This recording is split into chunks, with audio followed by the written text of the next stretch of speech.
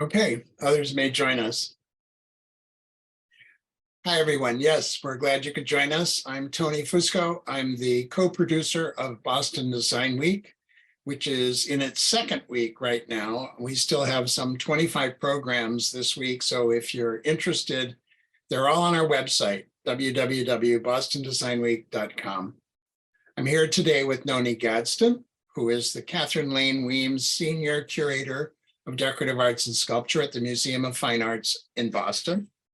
And her most recent book, America Goes Modern, The Rise of the Industrial Designer, one of my favorite books now, is based on a lot of the objects in the MFA's collection. Of this period, the MFA's collection is considered one of the best anywhere. And a lot of it was donated by Boston collectors like John Axelrod, Fred Scharf, and many others.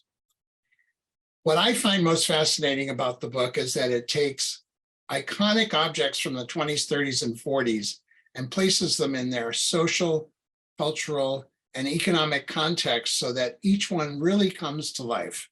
And I'm going to turn the programming over to Nonie in just a second, but I wanted to remind you that we do have a chat feature. If you have questions, please put them in the chat. And at the end of Nonie's presentation, we'll try to answer as many of those questions as we possibly can. So thanks. Nonie?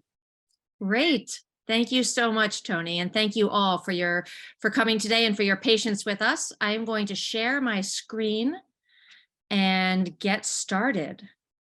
Okay, Tony, can you verify that that all looks okay to you? That looks great. Wonderful. All right, then we'll get rolling. So thank you so much, Tony, and I'm delighted and honored to be said that it's one of your favorite books now, and thanks for the plug. But I am delighted to speak with you this afternoon as part of Boston Design Week. Tony and Bob have done such a great job developing this annual design extravaganza, which is now celebrating its 10th year. Congratulations. The project I'm speaking about this afternoon has also been many years in the making, started back in 2008, when Boston collector John Axelrod offered the Museum of Fine Arts his world-renowned collection of American modern design as a promised gift. We could take anything we wanted, but there was a catch. We had to get it out of his apartment in a month. I got the assignment to go shopping in John's collection, in which the cupboards looked like this. And a few weeks later, I came out with over 350 objects. John's generosity inspired others, and nearly overnight, the MFA had one of the strongest collections of American modern design in the country. Using these new collections, we created a gallery dedicated to the art and design of the 1920s and 30s that opened in 2010 with the MFA's new Art of the Americas wing. And John officially donated his collection in 2014. With the help of an amazing research assistant and writing partner, Kate Joy, we finally gave this project real form during the depths of the pandemic. For this book, I wanted to explore the stories behind the objects, what they can tell us about the people and the communities who made and used them. So today, I will walk you through some of those stories, and I hope you'll be intrigued enough to read the book to get a deeper dive. Quote, "The question is not whether to go modern or not to go modern, but how far, how fast, and how." So wrote New York advertising executive Abbott Kimball in his 1928 article, Going Modern. Kimball firmly believed that business leaders needed to invest in style-influenced merchandise to succeed. He argued stable, substantial business, which has watched from afar the style frenzy of the so-called fashion and luxury trades, now finds itself caught up in a new tide without chance of escape. Main Street wants not only smart hats, but smart ice boxes. Style not only in bracelets, but in plumbing fixtures. Yet, as we all now know, going modern in the 1920s and 30s was so much more than styling. It was a lifestyle, a mindset, and a way of living that embraced change. The speed of modern life constantly accelerated by advances in transportation, communication, advertising, mass production, and more, led to a fundamental shift in how people lived their lives and what they chose to live with. To help American manufacturers and consumers navigate the overwhelming and often intimidating transitions of the era, a new profession arose to offer guidance: the industrial designer. Through the power of design, form, color, ornament, and materials, industrial designers strove to both reflect and shape the impact of the era's cultural innovations on American modern life. And I'm going to repeat that for emphasis. Industrial designers strove to both reflect and shape the impact of the era's cultural innovations on American modern life. 1927 is often credited as the year that the profession of the industrial designer arose in the United States, when several economic, industrial, and social factors coalesced. First, improvements in manufacturing, such as Henry Ford's assembly line and large-scale standardization of parts, dramatically increased manufacturing ability. This led to overproduction, shifting the nation from a seller's market to a consumer's market. Advertising professionals spurred on the consumption-oriented society by using images, psychology, and basic human desire to make products more appealing, thus making the look of a product equal, if not greater, importance to its functionality. Next, the changing role of women in society made them more powerful in commerce, and female consumers tended to be more style conscious than their male counterparts. And by 1927, there was a growing curiosity in the US about modernism, which was stimulated by the 1925 World's Fair in Paris. Modernism got even greater attention from the American public when the US government declined to participate in the fair, saying the country had no good modern design to contribute.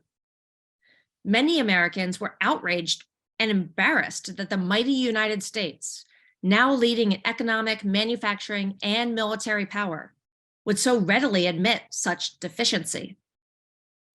While all of these trends contributed to the emergence of industrial design, one event is often cited as tipping the scales, and that is Henry Ford's decision in 1927 to discontinue the legendary Model T automobile. In production since 1908, the Model T was a no-frills, affordable car that dominated the car market. By 1927, Ford had produced 15 million cars, but sales were dropping, and Henry Ford's sole focus on price and his reluctance to change his product's look ultimately caught up with him. Here is Ford with his son Edsel driving the 15 millionth Model T off the assembly line in 1927, after which they announced its discontinuation and the need to close their factories for 6 months to retool for the Model A. Some economic historians cite the temporary closure of Ford's factories and the concurrent layoff of 60,000 workers as the direct cause of the 1927 economic recession, a relatively mild recession that affected large manufacturers more than the average American. Yet importantly, this recession emphasized to business leaders the significance of Ford's concession to what they were calling the cult of beauty. Styling was perhaps something they needed to pay attention to as well. It was time for America to go modern.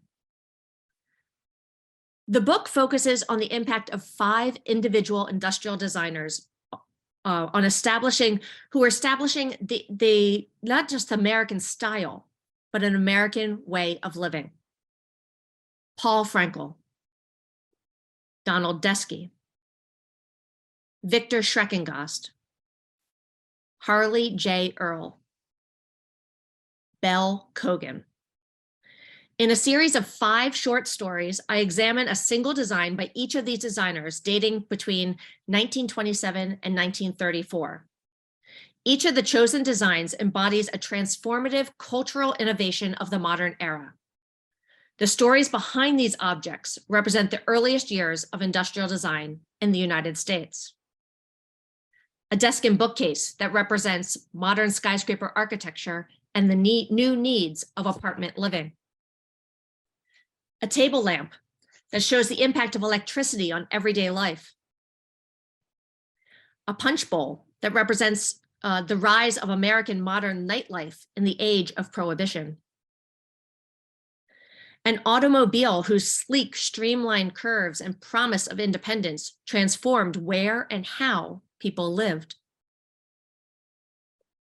And an electric clock made of the latest in plastic innovation, representing the material that helped to shape the 20th century.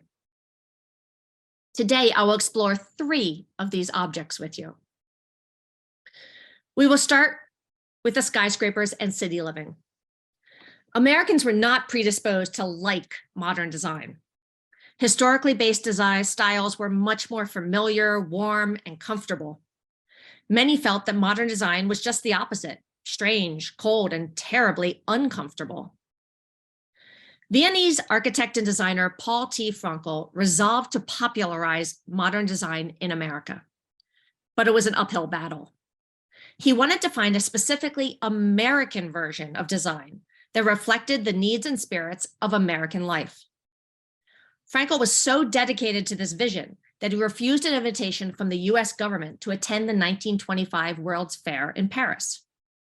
Claiming that he did not want to be influenced by contemporary European fashions, Frankel instead secluded himself for the summer in his cabin in rural Woodstock, New York, searching for a modern style that would appeal to skeptical American public. According to Frankel, in the process of organizing his workspace in Woodstock, he decided to build a bookcase with openings of different heights and sizes to accommodate his oversized architecture books. Frankel later recounted, the result was a corner bookcase with a rather large, bulky lower section and a slender, shallow upper part going straight to the ceiling. As his neighbors noted, his new storage resembled the stepped skyscrapers then being erected in New York and other US cities. And there it was. He had serendipitously accomplished what he is striving for, to express the creative spirit of the time. Frankel immediately developed an entire line that he called skyscraper furniture. Distinctively modern, easy to understand, and playful, skyscraper furniture captured the attention of the American public. This desk and bookcase, probably made around 1927, perfectly embodies both Frankel's modernist principles of form and function, but also evokes the dramatic stepped profile, the height, the flat plane surfaces, and the minimal ornament characteristic of the most recent New York skyscrapers. The new heights of these buildings were due to 2 major innovations, the mass production of steel and the invention of electric elevators. Steel's strength and durability allowed for slender structural frames that supported thin exterior curtain walls, as seen on Cass Gilbert's Woolworth building of 1913. The spread of electricity allowed for electric elevators, which replaced hydraulic models that were slow, bulky, and limited in range. Electric elevators made higher floors easily accessible. The step profile of the desk and bookcase mimics the distinctive setbacks required by New York's 1916 zoning regulation. These new laws were designed to keep skyscrapers from darkening city streets. They required buildings to progressively step back from their property lines upon reaching certain heights, which were determined by each site's location and the width of its adjacent streets. The result was the now ubiquitous stepped profile.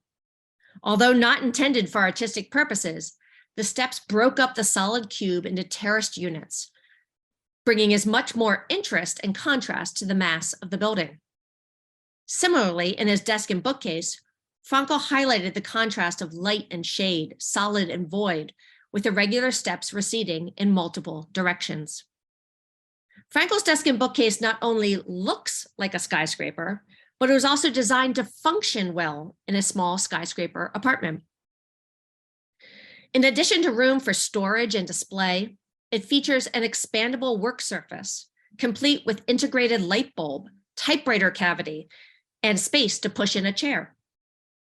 Its mixtures of several functions within a single piece of furniture with a small footprint, relatively small footprint, suited the limited square footage and spatial flexibility of modern apartment life. The history of apartment buildings in New York parallels and is related to that of skyscrapers. While the city's first apartment buildings built in the 1870s were walk-ups with only about 5 floors, they grew taller with innovations in skyscraper construction. Skyscraper apartments offered the epitome of modern living. Because of their central locations and the economic advantages of collectivity, the residents had access to the newest amenities before all but the wealthiest single-family homeowners. With early connection to the electrical grid, necessary in the buildings to run those elevators, apartment dwellers enjoyed the convenience of many new modern appliances, such as the magical electric fireplace, which we found specifically noted in at least one 1929 apartment listing. Magical eliminates the mess, danger, and maintenance required of a traditional coal or wood fire. Made of aluminum, a new material only available with the advent of electricity, this magical model from the late 1930s combined streamlined style with the modern convenience of an on and off switch, while deliberately still perpetuating the symbolism of the traditional hearth. Similarly, for his desk and bookcase, Frankel modernized his light source design, as well as its technology, by integrating the electric bulb into a hatch above the desk, so that it would be readily available with a flick of a switch, but completely disappear when not needed. Apartments also had to have multifunctional rooms to make the use of small spaces the best use. To aid in this effort and to coordinate with the skyscraper furniture line, Frankel sold movable, stepped 3-part screens with flat geometric designs that he commissioned from fellow New York-based designer Donald Deco. According to the New York Times, folding screens were, quote, an indispensable help in making one room do the work of 2. They could be moved as needed to divide a space. They could shield doorways to ensure privacy. They could hide modern devices such as a radiator, a radio set, a telephone, or a kitchenette in a studio apartment. And they contributed color, decorative interest, and in this case, dynamic example with its curves and triangles and black and aluminum, a modern rhythm to the interior. Another popular convertible furniture form used in New York apartments were fold-away Murphy beds, patented in 1912. In fact, a pair of pyramidal skyscraper dresser cabinets by Frankel may have once flanked a Murphy bed. The unfinished interior surface of each dresser shows evidence of having been attached to something else at one point, perhaps a cabinet containing a fold-away bed. And the depths of the dressers, 20 inches, corresponds with the depth of a genuine Murphy full or double bed, which measured 19 inches deep. In the 1920s, fold-away beds were popular not only with those living in small spaces, but their innovation and modern sensibility also attracted high-end hotels and the wealthy, such as Frankel's clients. The connection between Frankel's furniture and the new architecture of New York was immediately celebrated in the press, making skyscraper furniture the first modern design widely popular in the United States. As one New York Times article proclaimed, Frankel's furniture, quote, gives everyone his own skyline, and was deemed as American and as New Yorkish as Fifth Avenue itself. As a testament to its widespread popularity, skyscraper furniture was the target of a 1928 New Yorker cartoon that humorously questioned the furniture's comfort. Frankel's furniture leapt to the forefront of a more widespread fad for skyscraper-inspired designs in numerous other media. In 1928, Louis Rice designed his silver plate skyscraper coffee and tea service with stepped tops. That same year, Warren Telecom Company released its first alarm clock, the electro alarm, seen on the left, enclosed in a molded plastic case with step profile that came in 3 colors. Similarly, the Connecticut-based Manning Bowman Company created a cheerful orange and chrome clock in the shape of a skyscraper with spire. An elaborate cigarette lighter, possibly designed by Jules Bowie, honored construction of the Empire State Building, the tallest building in the world upon completion in 1931. Other objects reference skyscrapers more subtly, such as Norman Bell Geddes' cocktail set designed in 1934 for Revere Copper and Brass and titled the Manhattan. Or the Manhattan Group vase designed in 1930s by the Rumrill Art Pottery. What distinguishes Frankel's skyscraper furniture from these myriad of products, however, is that for Frankel, the skyscrapers were not only a modern style, but also a modern way of living, for which his desk and bookcase was especially well designed. In skyscrapers, Frankel had found the ideal combination of patriotic and playful appeal, the principles of modern design he learned in Europe, and the functional utility for high-rise living. With his furniture line, especially the compact multifunctional desk and bookcase, Frankel had managed to do the impossible, satisfy both the masses and the modernists. Yet Frankel did more than promote a brief mania for skyscraper-inspired design. His skyscraper furniture, designed for multifunctional interiors outfitted with the newest amenities, successfully showed Americans how to live in a modern way. Excuse me. Now we'll move on to a new object, Victor Schreckengoss's Jazz Bowl. Modern American nightlife first emerged in New York City in the 1920s. This style of nightlife is characterized by the casual mingling of both genders in public after dark, lubricated by ample alcohol and entertainment.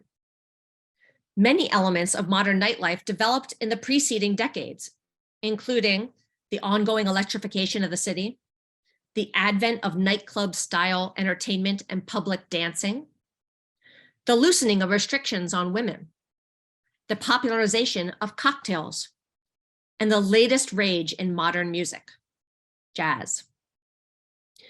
But it was alcohol prohibition laws enacted in January of 1920 that brought these elements together in a new way and with a new attitude. New York's flagrant defiance of prohibition was legendary, and the new nightlife scene captured the attention of the nation. In the 1920s, New York, especially after dark, became a nationwide subject of moral and legal debate, a model to follow or to avoid, and a massive tourist draw. For designer Victor Schreckengoss, New York's modern nightlife was a source of artistic inspiration. Schreckengoss spent numerous weekends in the city during his art school days at the Cleveland School of Art in the late 1920s. Perhaps his most influential visit was on August 28, 1930, upon his return from a year-long trip to study ceramics in Vienna.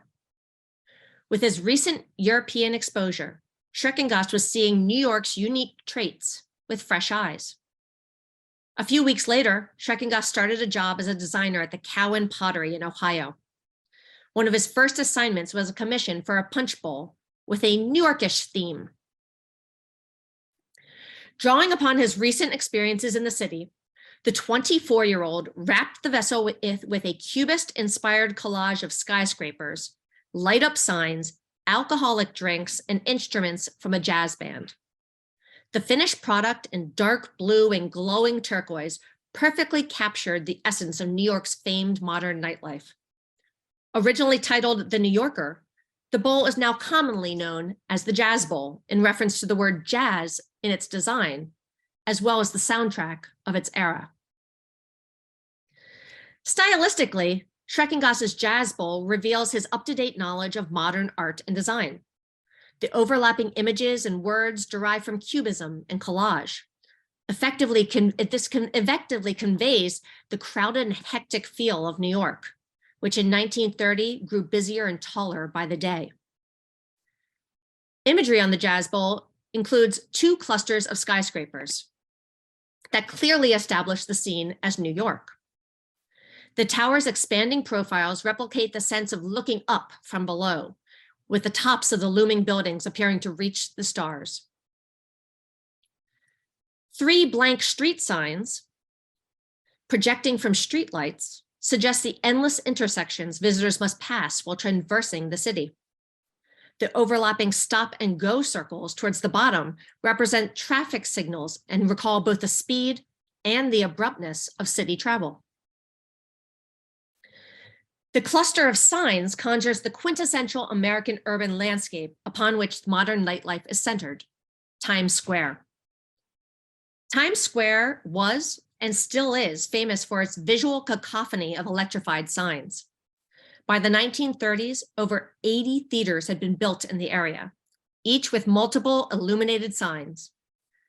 Flashing, colored, and moving signs competed for the attention of passersby. The 4 signs on the Jazz Bowl refer to a selection of Times Square's many entertainments. The foremost reads Follies, a direct reference to Florence Ziegfel's renowned variety shows that first premiered in 1907, and the theater's electrically lit signage with letters outlined in bare bulbs on its marquee. 2 others say Dance, while a third off to the side reads Cafe. There's the Dance and Cafe, all likely referring to the new nightclub style establishments with food, drink, and dancing that emerged at the turn of the 20th century as after-party locations for patrons of Broadway's theatrical shows.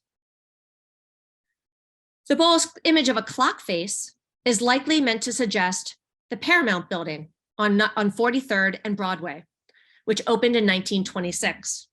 Its time reads 3:30 a.m., 30 minutes past the city's mandated, as of 1927, but frequently ignored closing time. Schreckengost depicts 5 revelers emerging from beneath the cafe sign. Their various hats reflect the diversity of fashions and thus people to be seen in New York at night, from the traditional formal top hat to trendy fedoras, and from a hip pork pie to a classic bowler. Perhaps these men, their inebriation indicated on one face by X's for eyes, had recently purchased alcohol, an activity made illegal by Prohibition. Under Prohibition, the manufacture, transportation, and sale of alcoholic beverages within the United States was banned. Therefore, entrepreneurial bootleggers took over the now outlawed and unregulated trade in intoxicating beverages. Much of public nightlife was forced into speakeasies or establishments serving illegal alcohol. These new enterprises varied widely in character, from the locked doors requiring a password to long-time restaurants trying desperately to stay in business, to new nightclubs featuring live performances and dancing. The subterfuge, illegality, and potentially poisonous alcohol added a sense of danger, while the ability to navigate the underground world became a badge of sophistication. Alcohol itself figures prominently on the Jazz Bowl. 2 immense corked bottles stand as tall as the skyscrapers, one of wine or champagne and the other liquor. A serving tray bears drinks, 2 glasses of wine, and a martini with swizzle stick and garnish. During Prohibition, liquor supplanted beer as the nation's most popular source of alcohol because it was easier to smuggle and to make in small batches. To extend or disguise expensive and often inferior liquor, many turned to mixers. As a result, cocktails' popularity soared. This 1927 shaker in the form of the Boston Lighthouse measures 21 inches tall and held 150 ounces. It actually has a handle secured to the underside to help you shake it. Private cocktail parties combine speakeasy's sophistication and trendy mixed drinks with the exclusivity and security of being at home. And since Prohibition did not outlaw the consumption of alcohol or the ability to serve it to your guests in your own home, such gatherings became widely popular. Voguish hosts could become bartenders, flaunting their drink mixing skills and showmanship with stylish cocktail shakers such as Gorham's angular modern American model, designed in silver in 1928. In their advertising, Gorham avoided the word cocktail because of prohibition, but shamelessly advertised this as a beverage set that you could use to toast happiness with friends. Equally modern cocktail sets were also made in less expensive pewter, silver plate, and chrome.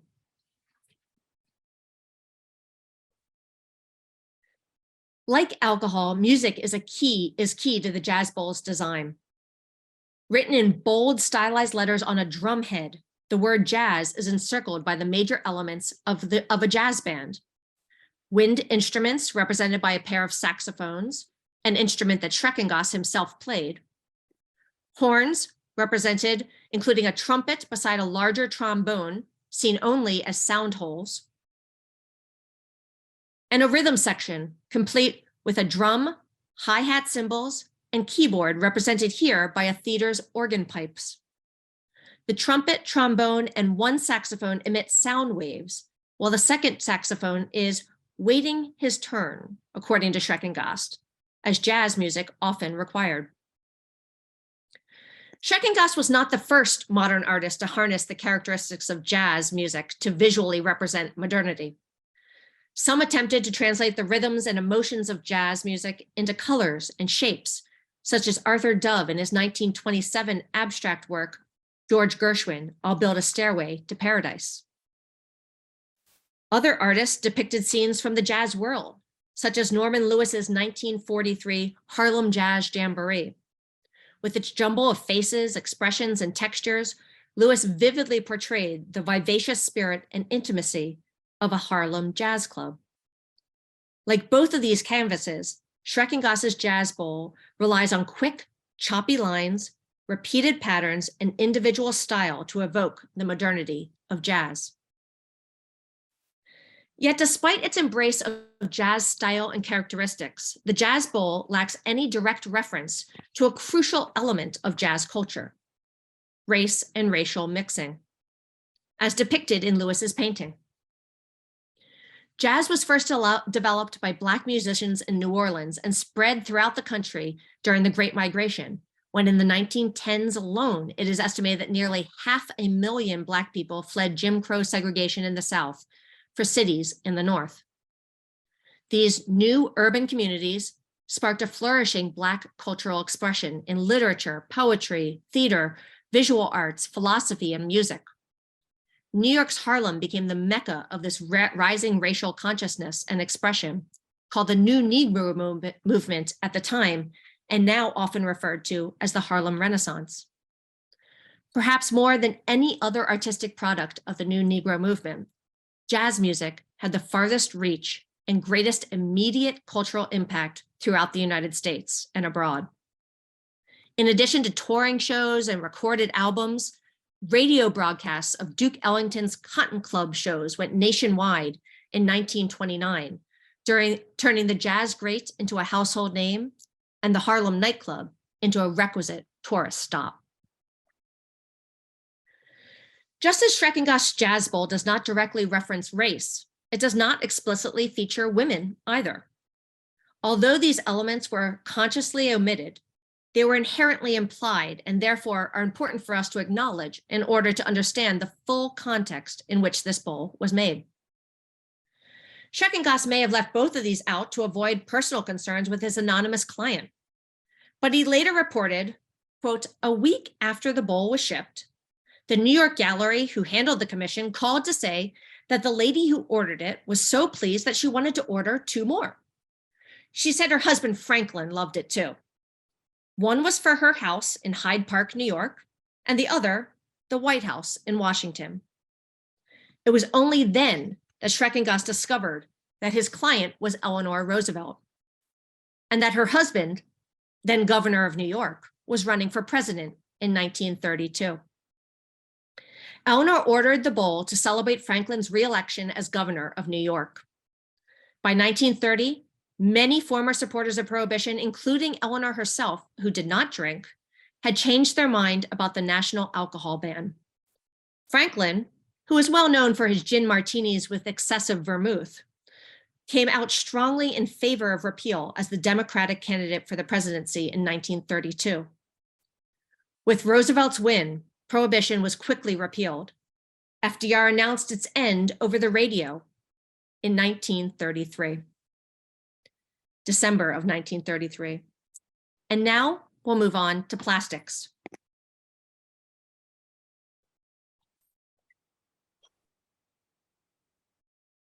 No material symbolizes modernity more than plastics. Although the earliest plastics were developed in the 1800s, the plastic industry truly began to flourish and visibly impact American life in the 1920s and 30s. It was during those decades that plastic transitioned from being a rare novelty to being an integral part of the modern home. New household appliances such as radios and electric clocks, along with costume jewelry and personal luxury goods, were among the most conspicuous manifestations of the new media in the home. In 1934, Modern Plastics magazine celebrated this proliferation of plastics, reporting that 11 of the Warren Telecron Company's new line of electric clocks are encased in plastic or part plastic bases, representing both modern and traditional styles. The author chose to highlight a humorous little clock fashioned in the shape of a duck. Quote, "Most ingenious of the new models is the Quacker model, designed for a child's room. Here, plastics have permitted the designer the fullest sway of his imagination.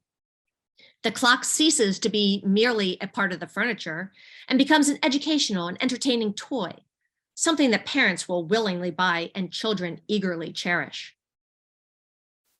The author praises the designer for embracing the possibilities of plastic and transforming the clock from a functional timekeeping instrument into a work of art and a beloved family treasure. But the author got one thing wrong.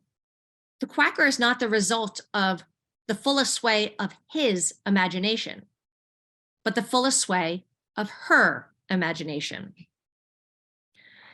The design of the Quacker, along with its variation without an alarm mechanism, the Smug, of which you see this example here, sprung from the creative mind of Belle Cogan, one of the first women in the United States to establish her name in the field of industrial design. When Cogan designed the Smug and Quacker clocks in 1934, plastics was still an emerging industry. But Cogan knew that plastics was the next big thing. As she stated in 1935, "It is inevitable that in the near future, the world of manufacture will engage in a huge business of plastics, a business unconceived 10 or even 5 years ago." Cogan was actively involved in both the development of the plastics industry and the field of industrial design.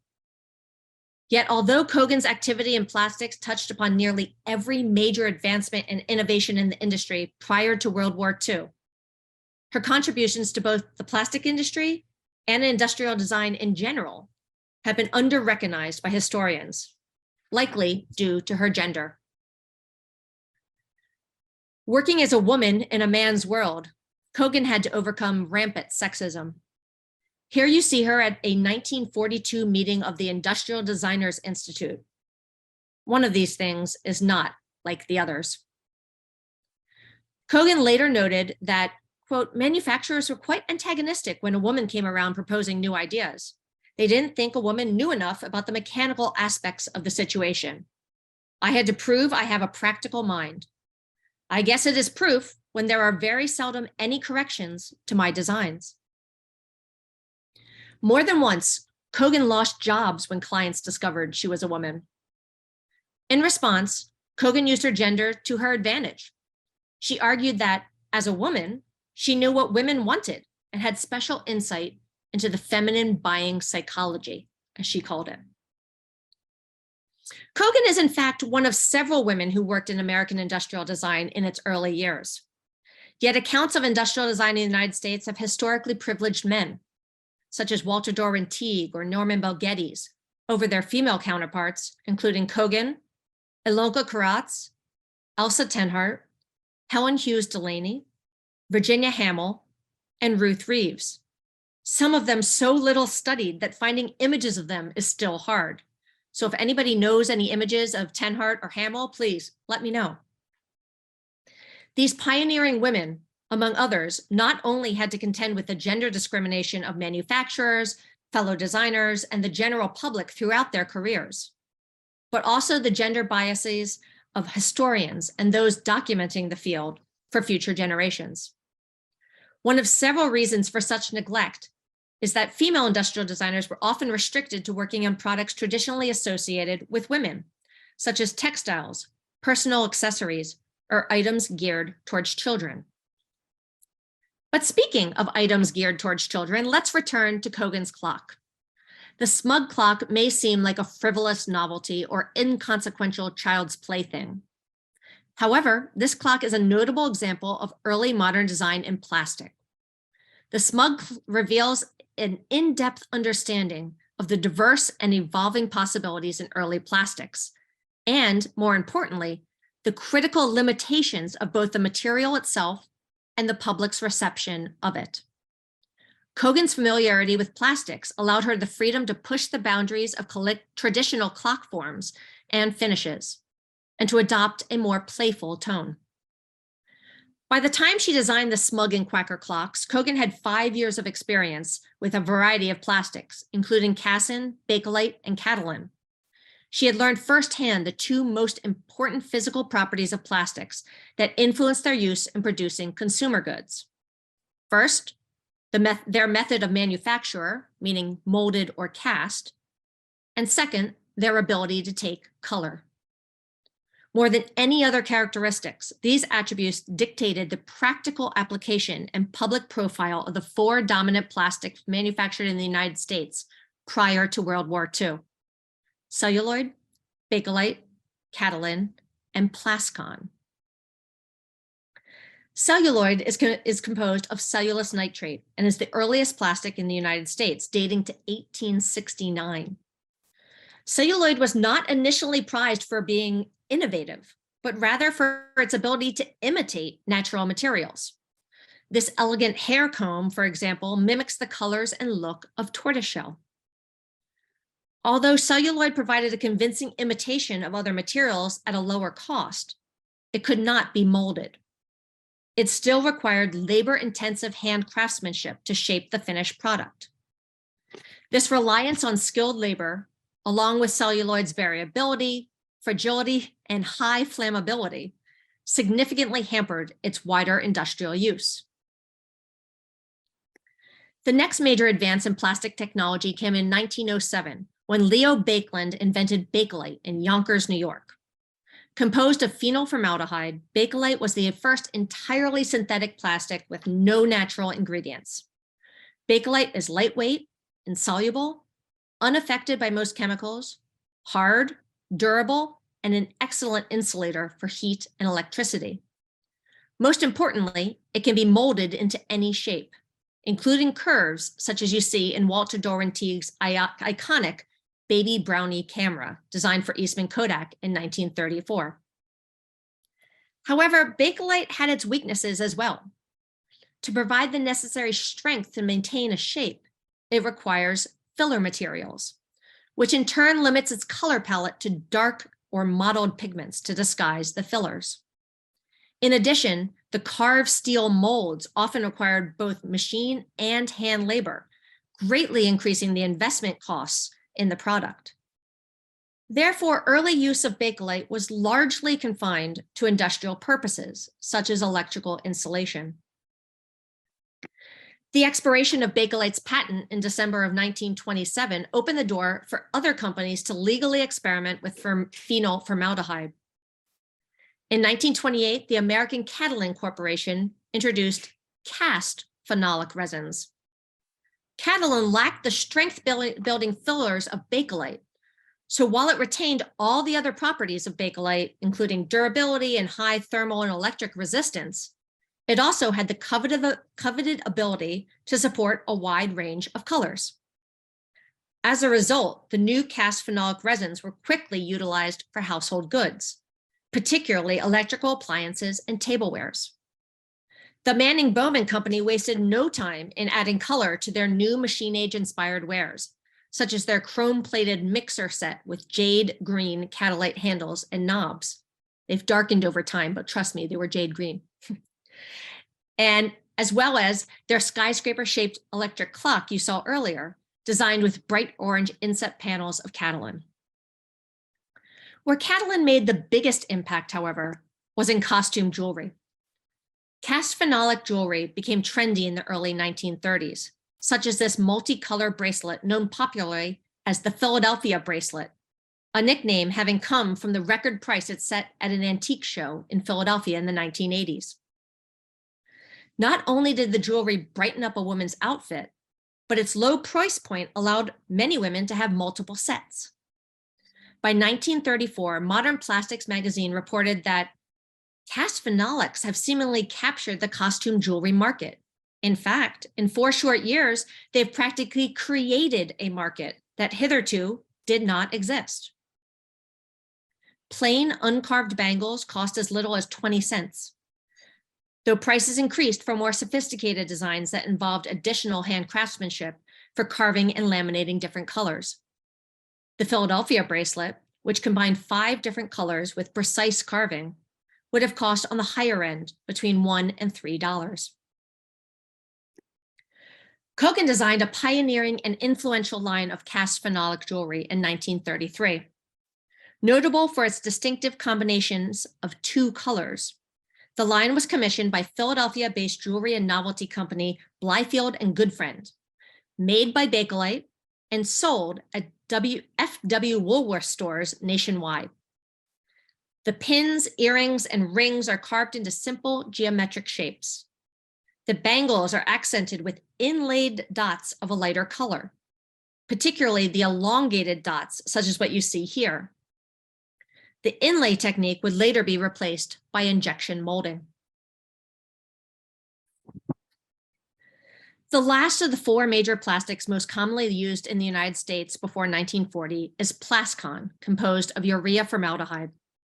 Plascon was developed in 1931, one of the first major designs completed by Harold Van Doren and his partner John Rideout. The Air King radio debuted in January of 1933 with a skyscraper-inspired step profile and was available in an astonishing 13 different colors. Kogan embraced the potential of Plascon for her clock designs. The compound's colorfulness and modability allowed her to break free of the classical architectural styles that dominated the clock industry. And instead of offering something she offered something playful, amusing, and undeniably modern. A cartoon duck bursting with personality, made of a synthetic compound and enclosing a clock that runs on electricity. Kogan's clocks were unveiled at the 2nd annual National Electric and Radio Exhibition at Madison Square Garden in September 1934. 1 year later, Kogan featured her clocks in her 1935 display at Rockefeller Center's annual Industrial Arts Exhibition, organized by the National Alliance for Art and Industry. In addition to 3 ducks, 1 each in blue, yellow, and black you see on the right, she included samples of her vanity sets for celluloid, her trimatic toaster in chrome with a molded plastic base for Sansom United, white ceramic tablewares for Philadelphia firm of Ebling & Roos, and much more. By the end of the 1930s, Kogan had worked with a wide range of the available plastics, as well as in silver, silver plate, ceramics, glass, and metal household appliances.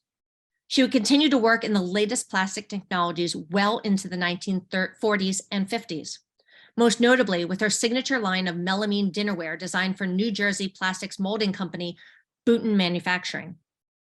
The line, released in 1953, was called Boutonware, was also known as Bouton Bell. Each of the designers I discussed today played a critical role in establishing the new profession of industrial design and in helping America go modern. Their designs, a desk and bookcase, a ceramic bowl, and an electric clock, reveal in their form, function, and attitude how the process of going modern forever changed American modern daily life. Thank you so much.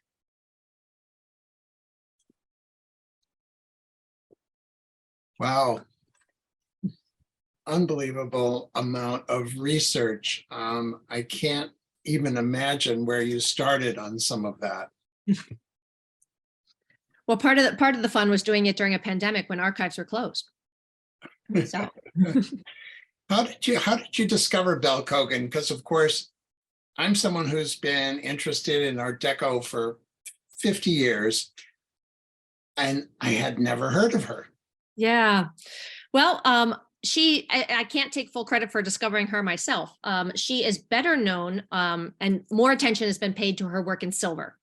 She was known during her lifetime as the Silver Lady, and she worked for Reed and Barton, and her designs for Reed and Barton and for the Quaker Silver Manufacturing Company and so forth are probably her best known, if any. Jules Stern wrote about her in her book on modernist silver. And that was one of the earliest mentions of her, as well as the book Women Designers of the 20th Century also highlights Bell Kogan. What I was amazed by was how little attention had been played to her plastics. Most of the time, if they mentioned her plastics, it was her plastics post-war with Bouton, but her involvement in plastics before the war, she was almost unlike any other industrial designer with her vast array of plastics experience. Let me just say again, if you have questions, to put them in the chat and we'll be happy to address them as we can. Someone asked a question about the Jazz Bowl. Ultimately, how many of the Jazz Bowls were made? Wouldn't we like to know? There's sort of estimates out there. The most comprehensive discussion of this comes from Henry Adams from the Cleveland Museum. But I think it's believed that about between 5 and 10 of the original style Jazz Bowls were made, and that style had a straight up sides. The version that the MFA has a curved lip, a flared lip. And that was the second version, made because the parabolic sides were warping in the kiln. So they tried to make the flared lip, gave it the rim more stability and allowed it to have more consistency in the kiln. However, it was all hand designed and all hands scratched. Schreckengoss didn't do every single one himself, but all the other designers in the studio had his pattern, and that's why each one is unique, is because they all would hand do his designs. But that proved to be too expensive for the general public. So then a third version of the Jazz Bowl was created, often called on the market today the poor man's bowl, which is smaller in scale, and the design is molded into the piece itself rather than scratched in with sgraffito decoration. And they're believed to be about 50 of those out there in both, they were offered in blue, green, and yellow. And I've seen pictures of a green one. I've never seen a yellow, but the blue is obviously the most common. And sgraffito, the blue is applied and then the black is applied and then you scratch away the black. Is that how it works? Yeah, the turquoise blue is applied, and then it's actually another darker blue on top of it, but it looks almost black. And then that's covered over everything, and then you scratch out the design to reveal the turquoise underneath. And is that something he developed? No, that's an ancient technique that has existed for centuries.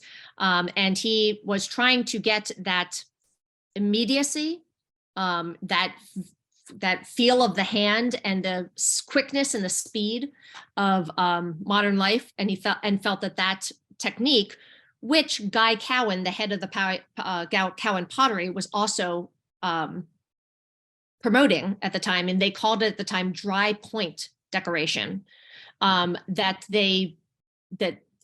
would best help him convey what he was trying to do. Wow, that's great. I've got a question here about skyscraper design. Is skyscraper design something that lasted through the 1940s and 50s? Skyscrapers design at its height was extremely short-lived. It was really a fad that by, even the early 1930, by 1930, Franco himself was saying that we're over that. We're done with that. We don't need those sharp edges anymore. That was sort of part of our frantic first steps into modernism. And that was as the leading designers were starting to embrace streamlining and more curved surfaces. However, skyscraper imitation or inspiration continues until today. I mean, you still see things inspired by skyscrapers in design. So that would be the best answer, that it leaves sort of the highest cutting edge, but lingers in design for a long time. And streamlining itself, is that something that evolved out of what, the plastics industry, or how did plastics industry actually was very much part of promoting streamlining because of the needs for in creating the molds. It was a lot easier for a mold to be successful with curves rather than sharp edges. Sharp edges, you often had concerns that you would have an air pocket in the corner or so forth. But as the plastic was flowing through a curved mold, there was much more likelihood and less need for pressure to get the plastic into the mold. That said, streamlining was already starting, so they grew up together at the same time in the late 20s and early 30s.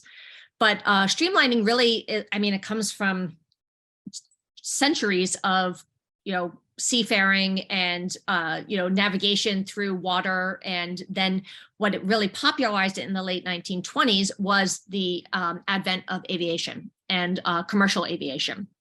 And Ford again, Trimotor that he released, I think it was 1927, but you'll have to read chapter 4 in the book to verify that, was part of that popularization of the streamlining and the aerodynamics of what you were creating in both airplanes, that also was then translated into cars and other transportation materials.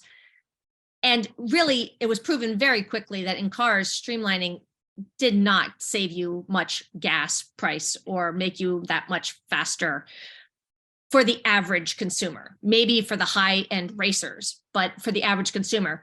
However, it was the look of progress. It was the look of speed and progress that consumers were grabbing onto. So by then, you start seeing staplers that never move being streamlined, and baby carriages that you hope aren't going that fast are streamlined. So it becomes part of the sort of nomenclature of modernism. And those speed lines too, the speed lines on everything. Yes. Yeah. The speed lines, which I very much associate with streamlining, this sort of curved edge speed lines wrapping around buildings, wrapping around everything in the time. And another question about skyscrapers. If Franco produced a lot of skyscraper furniture, why is it so rare today? So Franco tried his darndest to produce. He got huge amount of demand, but he did not have the manufacturing capability to keep up with demand. So that's why there's a large variety within skyscraper furniture. Franco used many different small shops to make his designs. He would create the design and send it to the shop. So there are different construction techniques used in different pieces of skyscraper furniture. After pretty quickly, people started mimicking the design. And so he started putting a metal label on his pieces. But of course, those metal labels can fall off and they can also be put onto something else. So you have to be wary of a metal label as well. So it's, taking Franco versus his many imitators, because I think during the time period, somebody wrote, any lad with a straight edge and a ruler could make one of these things. So it was definitely something that people pirated from the start. Interesting. Any other questions in our chat box here? I should also say that some of Franco's stuff was made really poorly, and probably doesn't exist because it was all about the design. It was not about the quality. Oh, wow. And that's due to this trying to get different manufacturers going and not being able to oversee the construction. But later, didn't he actually, wasn't he actually commissioned by manufacturers to make different things like rattan furniture and things? That was his dream. That was his dream, is to bring in big business. He tired himself of New York City and moved to LA in 1934. And then he started getting commissions when he was out in LA, but he was working much more in a biomorphic or surreal style, like his cork amoeba tables and the rattan furniture and so forth. The rattan furniture comes out of moving to LA and being in that kind of climate where that would be useful. And speaking of LA, Hollywood versus New York. I mean, it seems like mostly we've been talking about New York. Yep. Skyscrapers and who influenced who, what was going on with Hollywood and New York. That's a whole nother day of conversation. that's your next book. Yeah, exactly. Gosh, help me. I do reference Hollywood some in the transportation chapter, the car culture chapter, because streamlining is so proliferated through the movies. And streamlining becomes one of the first ways it gets well known is through Hollywood set design. So Hollywood amplified the movement, and in some way, in some areas, instigated. But I think the two major communities, Hollywood and New York, played off of each other and helped each other. It would be hard for me to say that one was dominant because they were dominant in different areas. Like jewelry was probably dominant in Hollywood, especially with the amount of attention that the Hollywood stars could bring to a particular piece of jewelry in their work, in their public profiles. So, I mean, New York, this collection that we own that is very New York focused. And so you get a lot of New York in that. There was plenty of modern design happening throughout the country. But New York was still often considered still the as I called it in jazz, the Mecca. There were plenty of other jazz communities too in Chicago and Kansas City and Cleveland and so forth. But yeah, so. Well, I think we don't have any other questions. Give you folks just a minute if you want to put something into the chat. But we really do appreciate your time. Run out and buy the book. I'll do another plug. Run out and buy the book. It's really a fascinating read. And you find yourself going back to each chapter and saying, oh my gosh, how did all of those different aspects of this get put together so clearly? It's a wonderful book. And we really thank you for being with us today. Well, thank you so much. And another big shout out to my friend and colleague, Kate Joy, who was instrumental in creating this book. And it couldn't have happened without her. So. Super. Thank you. Thank you. Really, really appreciate it. Have a good night. Yeah. Bye. Bye, everyone.